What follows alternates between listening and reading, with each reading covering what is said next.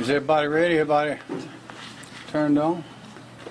Well, y'all, this is this is the second of our regularly scheduled press conferences. We hope to have one at this time of day, 2 o'clock approximately, for the duration. We have several people who will speak to you briefly, but also we'd like to start with John Quagliarello from the National Weather Service to give us an update on the hurricane. John. Thank you, Governor. Currently, Hurricane Irma is a dangerous Category 5 storm with winds of 175 miles per hour. It's passing north of the Dominican Republic. Irma will continue to track between the Bahamas and Cuba as a major hurricane through Saturday. Irma is forecast to turn northward Saturday night, then pass along the east coast of Florida Sunday and Sunday night. By Monday morning, there could be some weakening as Irma passes just off the Georgia coast, but Irma is forecast to remain a major hurricane prior to making landfall somewhere along the Georgia or South Carolina coast late Monday or Monday night. Irma is then expected to move northwest across South Carolina while weakening, but even remaining a tropical storm as it moves into the upstate of South Carolina. One thing to remember, changes in track and intensity forecast should be expected as Irma is still 4 days away from making any potential landfall. In terms of impacts, residents and visitors should prepare for significant impacts from Hurricane Irma. Destructive winds are possible along the coast, with potential for winds strong enough to cause damage to trees, power lines, and structures well inland throughout the state. This will result in widespread and possible long-duration power outages. Dangerous storm surge inundation could occur, especially in areas along and east of where the hurricane makes landfall. In these areas, storm surge inundation could cover most barrier islands and even penetrate well inland. Significant amounts of rainfall are possible, especially closer to the coast, and could result in flash flooding. We also want to watch for the potential for river flooding next week as well. Please take this time now to prepare for these potential impacts to the state and follow the advice of local emergency management. Thank you. Any questions, Mr. Quagliarello, National Weather Service? Sir, can you talk about rainfall and how it compares to the October flood or even Hurricane Matthew last year? Yeah, the good news with this storm, it's going to be fairly quick moving, so while we will have high rainfall amounts in some areas of the state, we could see in local amounts over 10 inches of rain in some parts of the state, the storm is not going to sit in one spot for a long time, so it's going to move through. So we can expect to see some localized flooding, but we don't think to the extent of what we saw back in October of 2015 or even last year with Hurricane Matthew. So winds will be the biggest threat then? Storm surge along the coast will be a big factor. This is going to be a major hurricane potentially making landfall. And then the winds, yes, the hurricane force winds. And the one thing to remember, these strong winds are going to extend all the way inland throughout the state. Where if you look at, Matthew last year, those winds were really focused for coastal areas. So we're going to see those wind impacts farther inland. How significant do you think the wind impact will be? Let's say if the hurricane is at least the strength of Hugo in the Midlands and maybe even in the upstate. Yeah, I think it's certainly possible, depending on the track and the strength of the storm when it makes landfall, that we could see at least hurricane force wind gusts all the way here in the Midlands, and certainly tropical storm force winds even in the upstate of South Carolina. So that would be certainly enough to produce some damage. Any more questions? Okay, thank you. Don't go anywhere. We might have some in a minute. I want to thank our team here in South Carolina. We've talked about this before. We've had a lot of practice with these things, and we're as prepared as we can be. But we're still concerned that we want the people to be sure to get prepared. That's the main message that we can deliver, is be prepared and start now. Just imagine that this hurricane will be here in the morning, and do what you need to do right away before something ends up taking a lot of your time and interrupts your preparations and you don't have time to do it, because it is coming. Just so you'll know, we have a lot of talent, a lot of people organized, prepared, and trained to respond and to help keep the citizens and property safe in South Carolina. We have 2,358 state and local law enforcement officers on duty for the evacuation. South Carolina National Guard under General Livingston. Today we have 800 on duty on Sunday. We'll have 2,500, that's 2,500 on Tuesday. There'll be 5,000 National Guard troops out there to keep people safe and secure. We will have 200 Red Cross shelters if needed. We'll also have 2,900 Department of Social Services and Red Cross personnel available. We'll also, with South Carolina Department of Transportation, we'll have 1,200 Department of Transportation maintenance personnel working the evacuation routes. So you'll see military uniforms, police uniforms. You'll see a lot of uniformed personnel all along these roads, particularly at the exits, the entrances to the highways, the intersections, to tell everyone where to go if there's any question. But one thing we urge people to do is look up your evacuation route. Find out where it is that you're supposed to go, depending on the part of the state you're in. We're roughly divided into 3 different regions. The southern region is down around Beaufort and Jasper, and then you get up to the middle region around Charleston and up towards Georgetown, and then Georgetown and on up to Horry is the northern region. And all of those have certain routes, certain roads that have been designated as evacuation routes. And those are the roads that you should take, no matter what they say on Google or anything else. Follow those evacuation signs, and one of those signs is right there. That's what it looks like. And they're the same everywhere all over the state. If you're on one of those roads from wherever you are, one of those highways, you're in the right place. And you'll see at intersections, you'll see uniformed personnel, you'll see vehicles, and they will be there to assist as well.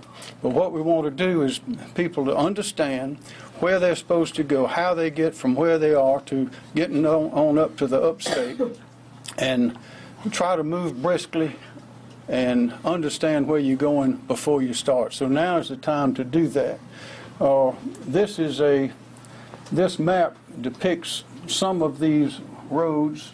We'll have more explanation about that in a minute, but those are the ones to follow. Also, we will at some point, we will have a reversal of lanes on I-26, and we will also have reversal of lanes around Myrtle Beach and also around Beaufort for a few miles there, but I-26 will be reversed all the way from Charleston up until I-77 in Columbia. And that will take place, we believe, at about 10 o'clock on Saturday morning, at which time that would be the same time that if things are going as they're going now without much change, that will be the time that the evacuation order, which I will issue, will take place, will be effective. That is, as of 10 o'clock this Saturday morning. I've issued an executive order today requiring the owners of 2,370 public and private dams in South Carolina to immediately begin lowering the water levels as necessary to accommodate heavy rain levels.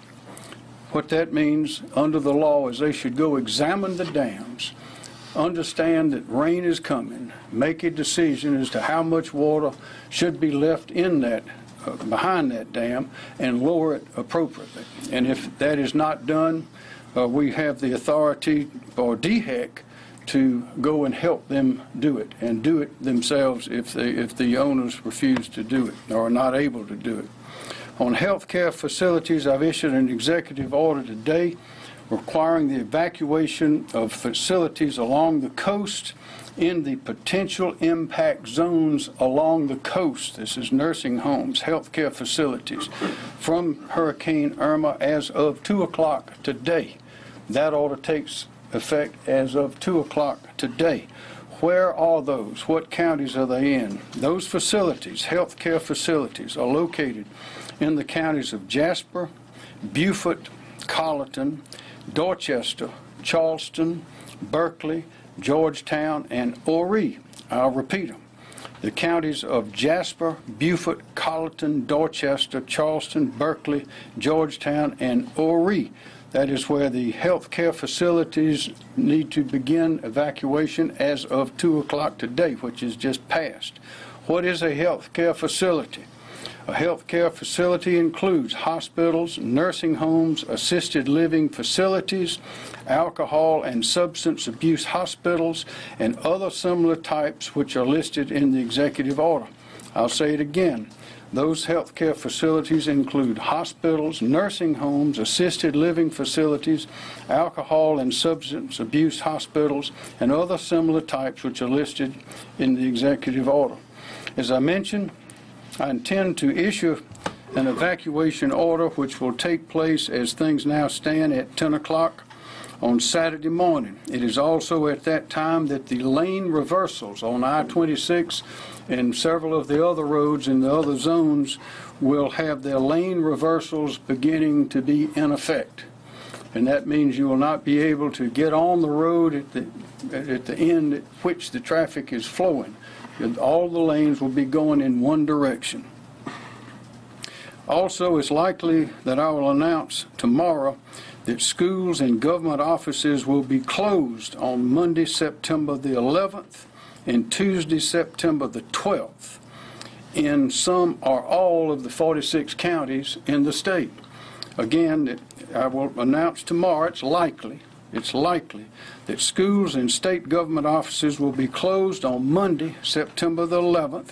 Remember, we're expecting the storm we start feeling some strong winds on Sunday evening, Sunday night, and we expect to feel the full brunt of it on Monday.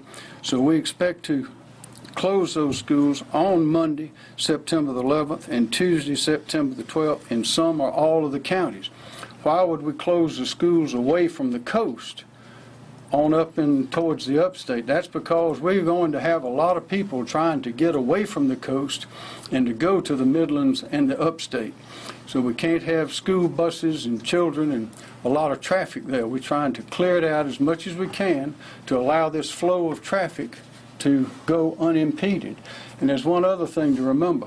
Since 1999, we've not had a hurricane come to South Carolina after first traveling up the coast from Florida through Georgia and then to us. What that means is we are already experiencing additional high levels of traffic from those states coming into our state to escape the storm and to get to safer ground. So as that storm proceeds on, there'll be more and more people from Georgia and from Florida coming through South Carolina, which will add to the burden on our highways. So what we urge everyone to do is get prepared. If you can leave now, go ahead. But be sure, as we tell everybody, be prepared. Remember to put your important papers, particularly insurance papers. If you have insurance on your home, you might want to have those papers handy. Any valuable photographs, photograph albums, valuables. Remember to turn off the stove. Do a lot of simple things like that as you leave your home. Remember your pets. Have food, medicine for yourself, but also for your pets. Have leashes for your pets. Inform your relatives of where you plan to go. Lock your house, apartment, business. Be sure to have your credit cards, any kind of identification you think you may need. And remember, we do not know when you will be able to come back to your home or your office. But until it is declared safe to do so by the local authorities, and we will alert you to that as well, you will not be allowed to go back to your home or your office. So lock it up tight and leave, and be sure to take what you must have with you. We are informed by the Petroleum Association about gas supply. There may be some spot shortages, temporary shortages, but we do not think we could run out of gas.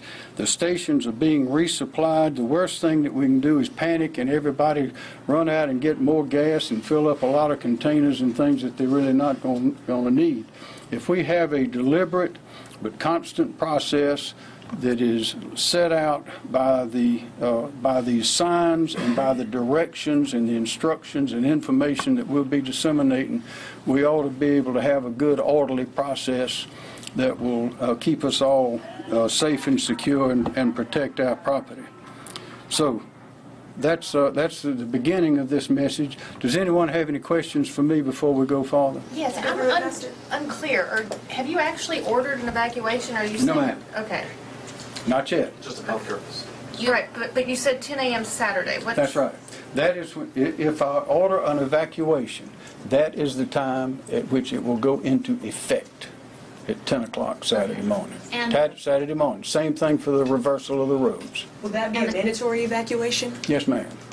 And the coastal counties that you listed that are already ordered for healthcare facilities, Right. would those be the counties that would be impacted by the 10 a.m. evacuation on Saturday, or would it be more of the state? No, that will be described fully later, but we will have to judge the storm. It'd probably be unlikely, in response to your question, from somebody from Oconee County to evacuate. But Governor, you're yes, talking about funneling people away from the storm into Columbia and the upstate. Is there any concern that the track could come up to Columbia and on up to the upstate? Catch those very people that are trying to get away?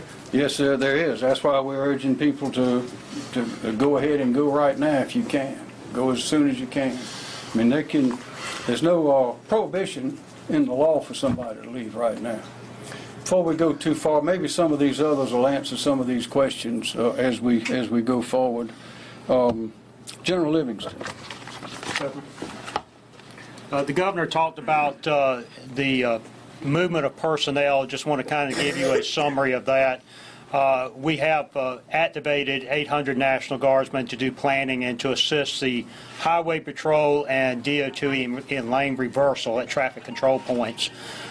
In addition to that force, we are planning on bringing on other forces into the state, not just National Guard, but reaching out to other states through our EMAC agreements to bring in rescue teams, to bring in logistical teams, shortfalls that we may have with a Category 3 to 4 hurricane. And we will plan for, this should be a Category 3 or less, but we will plan for a Category 4 as far as resources. So we will already identify those resources. Within the state, we are moving resources starting tomorrow to prepare for evacuation of the shoreline and to assist citizens. We will then continue to deploy forces forward to help with recovery efforts as we anticipate what the storm is going to do. And those, so you'll see a lot of different forces, military forces. We have contacted the Department of Defense, Northern Command.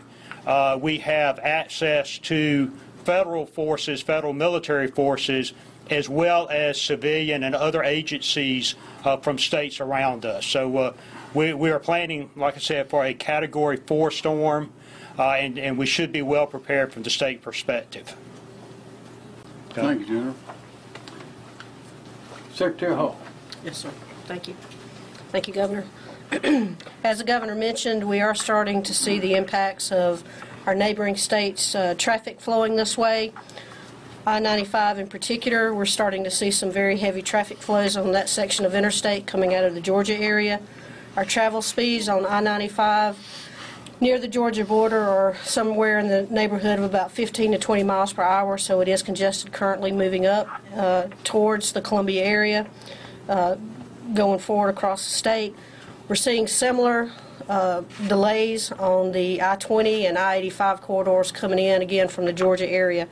We've estimated that approximately 27,000 additional vehicles have entered the state from the I-95 area above and beyond what our historical numbers have been since midnight on Tuesday. As the Governor mentioned, it's imperative that you prepare for your trip whenever you evacuate the area, food, fuel, medicine, etc. We ask that you be patient. As we already mentioned, there is congestion on some of the roads currently. There will be heavy traffic and it will be slow moving in some of these areas. But we are preparing to assist motorists move through the area with signage, folks directing traffic, signal adjustments, looking at message boards. We've moved forward with implementing comfort stations, which means water and additional restroom facilities at our rest areas all across the state in order to accommodate the increase.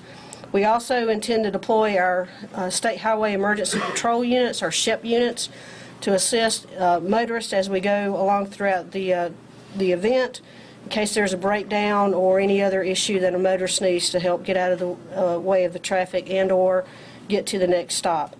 Again, as the governor mentioned, use your designated evacuation route. This plan is only going to work for us if it's dispersed traffic. So know your map, understand which route is closest to you and makes the best sense to get out of the area. And you can view those either at the SCEMD website or the SCDOT website, which is also linked on the EMD page. I encourage South Carolinians to sign up for our 511 app. And also, we have resources available at our 1-800 number, which is 1-855-GO-SCDOT, which is 1-855-467-2368, and we will be more than happy to provide personalized travel assistance to any person in our state. Thank you, Governor. Thank you, ma'am. Director Smith. Thank you, Governor. Good afternoon, everyone. As the Governor mentioned earlier, we have over 2,300 law enforcement officers and South Carolina National Guard personnel assisting with our evacuation efforts. The Governor also mentioned earlier about the regional evacuation zones. We have 3, the northern zone in the Horry County area, the central zone coming out of Charleston, and the southern zone in the Beaufort County area. I could not overstate the importance of following your evacuation zones. Please know your evacuation zones. You can go to the EMD website, the SCDOT website, the SCDPS website, and it will forward you to a link to the EMD website. Those zones are designed not to interfere with the other regional evacuation zones. They are designed to get you at least 100 miles inland to get you to a place of refuge. In addition to our local evacuation zones, we have 4 lane reversal routes, and the governor mentioned it earlier. We plan to do that Saturday morning. Those 4 routes are US 501 in the Horry County area, I-26 in Charleston, as the governor mentioned, from Charleston to Columbia, US 21 in Beaufort County, as well as that's Beaufort, and US 278 in Hilton Head. Again, please follow your evacuation orders. I would like to direct your attention to this sign here. Please, if your area is designated to evacuate, please follow that sign. And not this, not the cell phone, not the GPS. Those things could change. GPS could take you to an area that is not designated as an evacuation route. So please follow the evacuation sign and not the GPS. And on a final note, just 3 points again. 1, please know your evacuation zone. 2, please be patient. We know that our roads will probably face maximum capacity. It's going to take longer than normal to get to your destination, so please be careful. And 3rd, please be prepared. The governor mentioned some things before. Make sure you have a full tank of gas, a cell phone with a charged battery, water, supplies for the kids, medicines, and so forth. Just please be prepared. That's all. Thank you. And for example, on I-26, when the lanes are reversed, if you're on the west side, you may not be able to see the signs indicating what is available at that exit. So we're going to try to have the signage out there to reflect that. But you need to be aware that you'll have to be on the lookout for that, because as you know already, they don't have filling stations and food and restrooms at every exit anyway. But if you're on the wrong side, on the west side of I-26, and you're headed on to Columbia and points north, you may not be able to see those signs. You're certainly not going to be able to get to those exits on the right-hand side of the road, so you'll be going up the wrong way on the exit that used to come in to the southbound or eastbound lanes. So just be aware that you're going to need to be on the lookout. We'll try to have plenty of signage out there. But again, for what the Director of Public Safety, Leroy Smith, said, those signs have stood the test of time. They work. Those routes work. They've been tested. The roads are clear. They've been ridden recently to be sure that they're all open, clear, everything's on and working, no obstructions. And if we follow those signs, and you'll still have to be a little patient even on all of those roads, there are a lot of them. be patient and follow those signs, and you'll be safe, because there'll be regular patrol, there'll be officers, military and law enforcement, all up and down these routes that have been selected as evacuation routes, and including I-26. They'll be all over the place.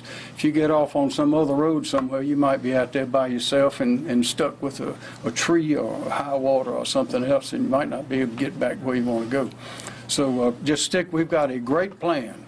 Your team in South Carolina has done a fine job in preparation, and we're about as ready as we can be on this side. But we want the citizens to be prepared. Start now. Start thinking about what you're going to do, and get yourself ready to go, and go as soon as you can. If this storm doesn't dramatically change direction and go out to sea, we're going to have to be evacuating. Certainly no later than early Saturday morning. So, are there any more questions? Yes, How long will lane reversals last? yes, sir. Well, one thing that we don't want is to put our responders in harm's way. So worst case scenario, we will demobilize well before the onset of tropical storm force winds, because as we know, we don't want to, again, put our responders in peril, and we need to retrieve that equipment for not only the next event, but for the post-landfall response. What that means is these people are not going to be out there when it's the full blast of the hurricane.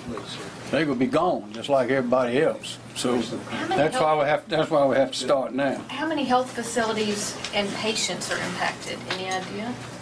Where's the DHEC? Mr. Wilson? Thank you, Governor. Mr. Wilson from DHEC. There are 143 inpatient health care facilities in the counties and evacuation zones that have been identified in the order that the governor has issued today. Any idea how many patients? I'll have to find that number and get to you. I don't have that with me. Any special measures are taking to get those patients out? We are contacting and working with each one of those facilities. They all have a plan for evacuation. We're in contact with them as they implement those plans. Has DHEC recently evaluated those plans to ensure that, for example, they don't all have the same, transportation service contracted to take patients to safety? We work closely with the transportation facilities, entities as well, to make sure that those are available. For someone else, but do we have an update on the mass transportation plan this time? Buses to the coast? Ms. Kim Stimpson. We have, the governor authorized us to execute the contract for that. So we're working with the counties to find out exactly what their needs are. We could be talking about as many as 10,000 people being transported through that system. And that'll be refined over the next day or so in terms of that. I was contacted today by somebody who wanted to know how to get his brother out of Myrtle Beach. Who should folks contact if they need a ride and want to evacuate? They should talk to their local emergency managers. And they can find all that information on your website? Our website has all the contact information, and as been mentioned before, we've got all the Know Your Zone information on there. People can type in their address and work through that process. And if you forget that, call the sheriff. Right. Governor, could you clarify exactly what you're ordering 10 o'clock Saturday morning? What evacuations are being ordered? Well, the exact geographic location we don't know, because we don't know the strength of the storm. We know it's going to be strong, but we don't know how strong. The other thing that we don't know how many people we're going to have coming through in addition to the people that are already in South Carolina. That's totally unknown. We know that it's up. Traffic on I-95 yesterday was up about 40%. So those are two unknowns. We have a lot more people on the roads, and that's going to slow things down. And also, we don't know how strong the storm is going to be and what areas of the state will be under the mandatory evacuation. But what that means is, as of Saturday, 10 o'clock, assuming that is the time in which the mandatory evacuation order goes into effect, you need to start getting on out. But it would be coastal counties to start, or are you looking more It'll be at least coastal counties, and it may be more than that. We'll have the order prepared, reflecting the best information at the time of where the trouble is going to be, influenced by the storm.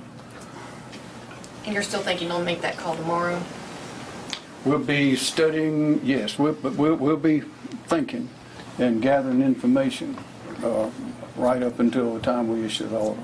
Governor, have you talked to Governor Deal and Governor Scott about coordinating at all in terms of, as you talked about, the I-95 uptick in traffic? Is there anything being done with Florida and Georgia? I've talked to Governor Scott. I've not talked to Governor Deal, but I know there's been a lot of communication between these offices and the other offices.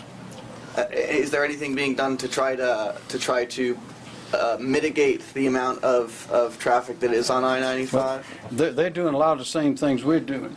Director Smith. Yeah, we've been coordinating with Georgia State Patrol, and historically, with respect to our plans, we try not to send traffic south on I-95. We do not like to interfere with their evacuation efforts, and we ask them to evacuate their traffic west, preferably on I-16, just in the Savannah area. So if they evacuate west, we would not evacuate south to interfere with their efforts, and hopefully their efforts won't interfere with ours. Is your understanding that is now happening or will happen in the future? Have Georgia and Florida started to ask their residents to evacuate west as opposed to up I-95? Well, again, they can ask their residents to evacuate west. That doesn't always mean that they will do that. We can ask our residents not to evacuate south. That doesn't mean that they're going to heed to those warnings. But generally, that's the game plan, for us not to evacuate south and for them to evacuate west, so we're not interfering with each other's evacuation efforts. I have a storm surge question. At the worst case scenario, how much do we think the storm surge could be? That's kind of difficult to answer this far out. Potential there for significant storm surge. I think we prefer to leave it at that until we have a better idea of the track and the intensity of the storm as it approaches the coast. But we'll be working very closely with the National Hurricane Center over the next day or two to come up with good, reliable numbers that people can expect. But I can tell you, if it is a major hurricane making landfall anywhere where the eye makes landfall or to the right of the landfall point, would experience some significant storm surge, which again could extend well inland from the coast in some locations. And that to the right, he's speaking as if you're out in the ocean looking. Correct. So if it makes landfall in the southern part of the state, anywhere up the South Carolina coast, would have the greatest impact from the storm surge because the winds are moving onshore in those locations. And it'll also depend a little bit on whether it's high tide or low tide. There is a full moon out there, so that increases the depth. And Governor, have you spoken to the President yet, and is there an update on the disaster declaration? No, I've spoken to the Chief of Staff, General Kelly, and they are well aware of our situation. Could this be a full coastal evacuation rather Yes, than ma'am. partial? As far as the shelters go, you mentioned that they'll open as soon as any evacuation order takes place. So are we looking at sometime Friday that the shelters might be open, timed with the announcement of an evacuation order, or would it be Saturday morning at 10 a.m.? Well, a lot of the shelters will be in the schools, so of course they can't start until the schools are empty. So that would depend on the local speed that they can accomplish, but we expect them to start open, many of them to be open on Saturday. On Saturday. More questions? Yes, sir. For Secretary Hall, what shape are the roads in to take all this additional traffic and water? Well, as far as the traffic goes, we're constantly monitoring that. We have real-time data on our traffic volumes, speeds, and the number of vehicles on our interstate facilities and our major routes. So we're constantly monitoring that and looking to mitigate any kind of traffic jams as quickly as possible. So we're looking at that real time. Road conditions, I mean, they are what they are at this point in time, and so as the governor and Director Smith mentioned, we have gone out and looked at all the evacuation routes, make sure that the roads are in all passable condition, good condition, and we've restricted any kind of road work on these particular routes going forward, so the lanes should be clear and open and ready to receive the traffic. I have a wind question. For those that are inland, should there be any concern for those that may be living in mobile homes or structures that may not be as sound as brick or anything else? I think the local emergency managers would be best to give advice on that, but I will say, there is a threat for some strong, potentially hurricane-force wind gusts well inland, and we haven't seen that in quite some time here in the state. So, generally people shelter and protect themselves from the wind, don't evacuate from the wind, but if you're, obviously feel you're in an unsafe location, then you might need to consider going elsewhere. But the winds will be a factor. I think the biggest issue we need to worry about is trees and power lines that are all going to be coming down, and then potential power outages that might result from that. And it could be fairly widespread, and we could be talking some long-duration power outages if the the hurricane or even tropical storm force winds are as extensive as we're expecting. I'd like to remind people, once the wind has gone away and the water has subsided, that does not mean that everybody will be able to go home or go to their office, because you have power lines down, you have roads blocked, no telling what sort of situation there'll be. So we are relying on part of our team here in South Carolina. That's the county sheriffs and the local management people to provide the information along with the information we have to see when the all clear can be given. But that's one more reason to take what you need with you. Have it with you, because we don't know when we'll be able to go home. Do you have any idea the number of hospitals in the evacuation zones and how the process will go for that? Mr. Wilson? I do not have the exact number of hospitals. Again, we'll be contacting each one of them about their evacuation plan and what they intend to do and how they'll be moving their patients. So wait a minute, the 143 that you mentioned earlier, what did that? That included hospitals, nursing homes. That's everybody. That's everybody, yes. All those that had inpatients. Thank you. Sorry. Excuse me. That's all right. More questions? Where are we at on the evacuation timeline in terms of hour? Maybe Director Stinson would know. Yes. According to our plan, we're right on track right now. So one of the things we'll do tomorrow is the State Emergency Operations Center will move to OPCON 3 and will be fully activated. But according to our plan, we're right on schedule. So we're clear, when you plan to call for the evacuations, would you do that tomorrow at this time, or would that be Saturday morning? We'll wait and see when we have the best information, because we want to base that on all the facts, all the information we have at the time. But we're confident that, not 99% sure, I would say, 99% sure that it will take effect at 10 o'clock on Saturday morning. Governor, may I say something about that? General? The evacuation is timed so that there is enough time to completely evacuate all the necessary people in the allotted time. So what we do is we take the onset of winds and back it up is basically 48 hours, 2 full daylight periods. And so that's kind of how we get on that Saturday morning piece, and that takes us through Sunday.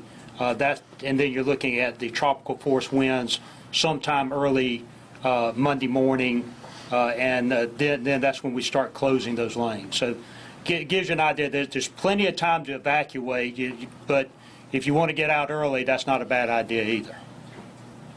General Livingston, you said yesterday that the responders who had gone to Texas were coming back. Have they all arrived back now? Are they all in South Carolina? All of our responders are back except a small control cell. We have also, a piece that we don't always see is that we have troops that are deployed into combat in Afghanistan and other places. We're replacing them with light troops from other unaffected states. So as far as our capabilities, we're basing our requirements on what the storm requirements are, not what we happen to have in state. If we don't have it, we're bringing it from an unaffected state. Governor, is there any concern at the federal level, given everything that's still going on in terms of the recovery efforts with Harvey, given how this is going to affect several states along the coast, Florida, Georgia, South Carolina, about the amount of resources that the federal government has to be addressing all of these different situations at once? No, sir. Any more questions? Thank you for coming.